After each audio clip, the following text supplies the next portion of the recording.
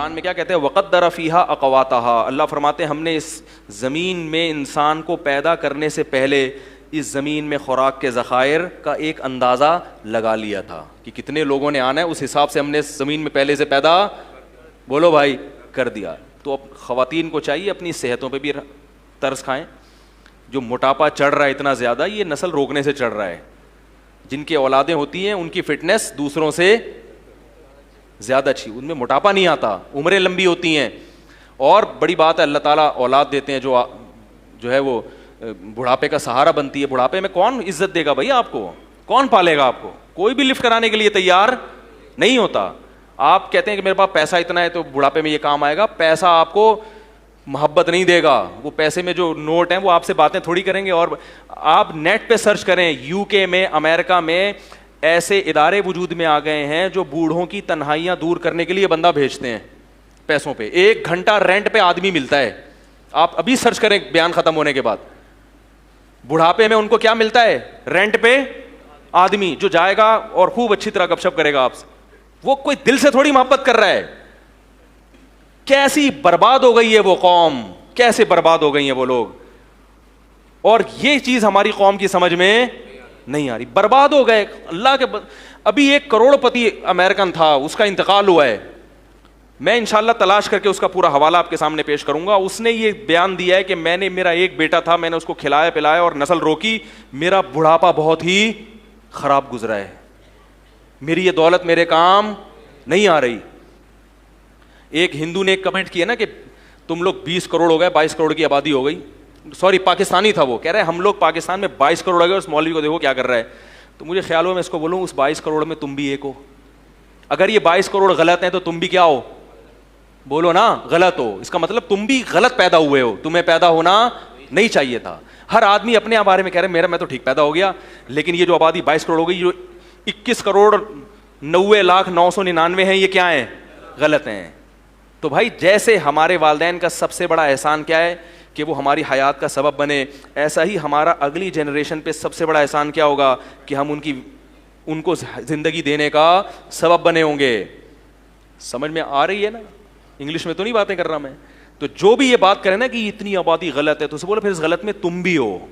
ٹھیک ہے, تمہارا پیدا ہونا بھی کیا تھا؟ غلط تھا, کیونکہ اس آبادی میں تم بھی ہو. وہ کہتے ہیں آبادی بڑھنے سے غربت ہوگی, تو اس غربت کا سبب تم بھی بن رہے ہو. تو بھائی وہ کہے گا کہ بھائی میں ہم ہی تو ہیں اس کائنات کے لیے, اللہ نے ہمیں تو بنایا ہے نا. دیکھو جائے آپ کے گھر میں مہمان آتے ہیں اور وہ کھانا نہیں کھا رہے, وہ کہیں گے ہم نے کھانا کھایا تو کم پڑ جائے گا. تو میزبان کہے گا بھائی کم پڑے گا تو کم پڑنے کے لیے تو ہم نے بنایا ہے, تمہارے لیے بنایا ہے. تو یہ اللہ نے کائنات بنائی کس کے لیے؟ انسانوں. اسی کو روک رہے ہو کہ یہ نہ آئے. ٹھیک ہے نا؟ تو اس کو بچا کے کرنا کیا ہے؟ چند لوگوں کے مفاد ہیں کہ وہ ارب پتی بننا چاہتے ہیں. اچھا یہاں بھی ایک بات بتاؤں, معیشت میں جو توازن پیدا ہوتا ہے نا, وہ بھی گروتھ ریشو بڑھنے سے ہوتا ہے. کیونکہ جب آپ کی نسل زیادہ ہوگی تو جائیداد کیا ہوگی؟ کئی لوگوں میں, بولو بھائی, ڈیوائڈ ہوگی. یہ موضوع بڑا ٹیکنیکل ہے, اس پر ایک بیان کر چکا ہوں, اس پر میں ابھی دوبارہ نہیں آؤں گا. کہ گروتھ ریشو بڑھنے سے معیشت میں بھی کیا پیدا ہوتا ہے؟ اعتدال. یہ بڑا زبردست, اس میں اگر آپ بھی دلائل دینا شروع کروں آپ حیران ہو جائیں گے کہ واقعی مولوی صاحب بڑی زبردست بات کی. لیکن ابھی موضوع کیا ہو جائے گا؟ بالکل چینج ہو جائے گا. اور ایک آخری سے آخری بات نکلتی ہے, ایک اور بات یہ کہ یہ جو نسل روکنے کا تصور آیا ہے نا, اس سے جو جاہل خاندان ہے نا ان میں اضافہ ہوتا ہے, اور ایجوکیٹڈ لوگ معاشرے میں کیا ہو جاتے ہیں؟ اچھے خاندان کم. یہ انگریز نے لکھی ہے بات. اس نے لکھا فیملی پلاننگ کے نظریات سے متاثر ہونے والے زیادہ تر ایجوکیٹڈ لوگ ہیں. اچھی فیملیاں جو ہے نا وہ زیادہ متاثر ہوتی ہیں, کیونکہ وہ چاہتے ہیں کہ بھائی ہمارے بچے بالکل بہت ٹائٹ قسم کے 2 ہوں لیکن تمیز کے ہوں. یہ گنتیاں سکھائی گئی ہیں. ان کا خیال ہے کہ 10 تمیز کے ہو ہی نہیں سکتے, حالانکہ ایسا نہیں ہے. تربیت کرو گے تو 10 بھی تمیز کے ہوں گے, نہیں کرو گے تو ایک بھی چور پیدا ہوگا. حقیقت ہے. آپ بڑے ملک کے بڑے بڑے چور ہیں نا, ان کے ابا اماں کی رپورٹ دیکھیں, ان میں آپ کو 10 والے بھی ملیں گے اور اکلوتے بھی ملیں گے. تو یہ بہت اہم پوائنٹ کی بات ہے, اس کو سمجھیں کہ جب میں نے بتا چماٹ مار دوں گا میں اگر تھوڑا سا پیچھے رہو, مذاق کر رہا ہوں. تو یہ ایسے یوں کر کے نا بیٹھا ہوا ہوتا ہے, یوں کر کے, تو مجھے کسی بات پہ غصہ آتا ہے تو میں نے کہا ایسا نہ ہو آپ کو لگا دوں میں کھینچ کے. تو کیا کہہ رہا تھا یار میں؟ ہاں، ایک گورے نے یہ بات لکھی ہے اور بالکل صحیح لکھی ہے. ایک گورے کی بتاؤں گا اور ایک سانولے کی بھی بتاؤں گا, یعنی اپنی, ہم لوگ سانولے ہیں نا ادھر کے نہ ادھر کے, ٹھیک ہے نا.